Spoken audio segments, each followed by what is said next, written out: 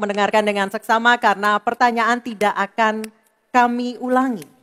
Dan pertanyaan untuk calon presiden nomor urut 2 Bapak Prabowo Subianto.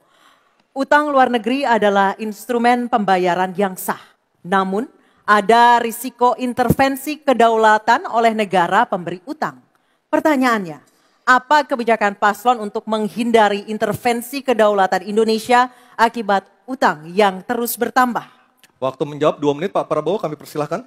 Baik, mengenai utang luar negeri, ternyata Indonesia sekarang, hutang luar negeri kita sebagai rasio perbandingan terhadap produk domestik bruto kita, salah satu terendah di dunia.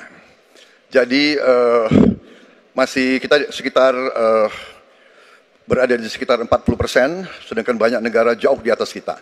Kedua, kembali lagi dengan manajemen yang prudent, pengelolaan yang baik, dan dengan strategi ekonomi yang tepat, terutama dengan hilirisasi, di mana kita bisa mendapat keuntungan sebagai bangsa, ini memperkuat posisi tawar kita. Jadi saya kok tidak terlalu khawatir negara lain mau intervensi kita soal hutang. Kita sangat-sangat dihormati, kita tidak pernah default. Saya keliling seluruh dunia, mereka sangat hormat dengan Indonesia. Kita tidak pernah gagal hutang, dan saya sangat optimis. Tapi kembali, kita harus punya kekuatan pertahanan yang kuat supaya tidak bisa diintervensi, tidak bisa digertak, tidak bisa diintimidasi. Hanya dengan kekuatan kita akan dihormati dan kita akan amankan kekayaan kita, amankan ekonomi kita, amankan pembangunan kita menuju Indonesia makmur, Indonesia kaya. Terima kasih. Masih ada sisa waktu Pak Prabowo? Ya, mohon tenang. Saya tegaskan kembali ya, bahwa pelajaran sejarah manusia yang lemah akan selalu ditindas. Kita lihat saja apa yang terjadi di Gaza. Kita tidak boleh lemah, kita tidak boleh waktu habis. Dilindas oleh bangsa lain. Pak Prabowo, kami persilakan kepada calon presiden nomor urut 1 Bapak Anies Baswedan untuk menanggapi jawaban dari capres nomor urut 2 dalam waktu. Oke, silakan Anissa. Baik, selanjutnya capres nomor urut 2, jawaban capres nomor urut 2 akan ditanggapi oleh calon presiden nomor urut 3 Bapak Ganjar Pranowo. Kami persilakan Bapak, waktu Anda 1 menit. Kita membaca buku Convention of Economic Hitman dari John Perkin, bahwa hutang-hutang itu memang bisa mematikan. Maka hati-hati kalau mau hutang. Terutama pada infrastruktur yang punya risiko tinggi. Kita mesti hitung betul, kita mesti prudent betul. Karena ini pernah dilakukan dan membuat banyak negara kolaps karena hutang.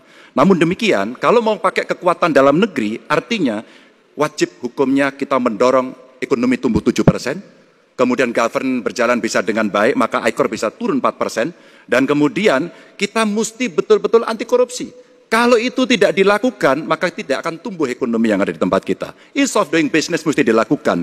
Hanya saja memang, kalau kita bicara pada industri pertahanan kita, mesti kita kuatkan industri dalam negeri. Jadi mohon maaf kaitan dengan hutang, no utang, no usang. Sehingga alutsista kita betul-betul kita lakukan transfer of teknologi dari dalam negeri. Baik, waktu sudah habis. Mohon tenang, mohon tenang, mohon tenang. Sekali lagi mohon tenang. Kami persilakan pada calon presiden nomor urut 1 Bapak Anies Baswedan menanggapi jawaban dari capres nomor urut 2 dalam waktu 1 menit Pak Anies. Sebaiknya disebutkan berapa persentase yang ideal Pak untuk kita di Indonesia. Kalau hanya mengatakan bahwa kita termasuk yang terbaik, berapa angkanya? Menurut hemat kami, kita harus bisa mencapai maksimal angka 30% dari GDP. Sehingga kita aman di situ, di bawah 30%. Dan itu caranya apa? Dengan satu, menata hutangnya, yang kedua memperbesar GDP-nya. Yang tidak kalah penting adalah melakukan pengembangan skema-skema yang lebih kreatif dalam mencari hutang luar negeri, termasuk pelibatan swasta.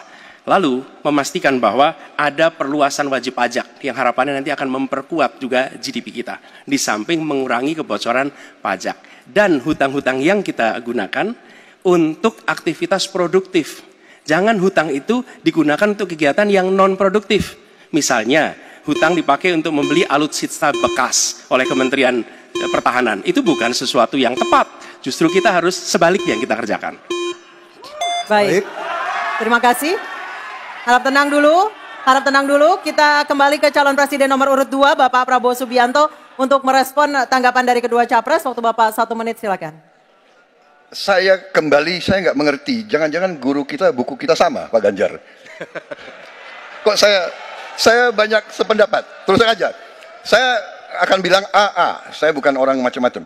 Tapi Pak Anies, saya kira Pak Anies perlu belajar ekonomi lagi, ya kan? Jadi kalau bilang ideal 30%, dasarnya apa? Yang di bawah kita itu Arab Saudi, Rusia, pokoknya negara-negara yang punya sumber alam yang luar biasa. Tetapi 40% ya salah satu terendah sekarang. Jadi kalau kita mau bangun industri, tadi saya setuju sebagian dari yang Bapak sampaikan. Oh iya, kenapa? Yang penting utang itu produktif. Itu saya setuju. Tapi kita bisa sampai 50%, tidak ada masalah. Kita tidak pernah default. Kita tidak pernah default.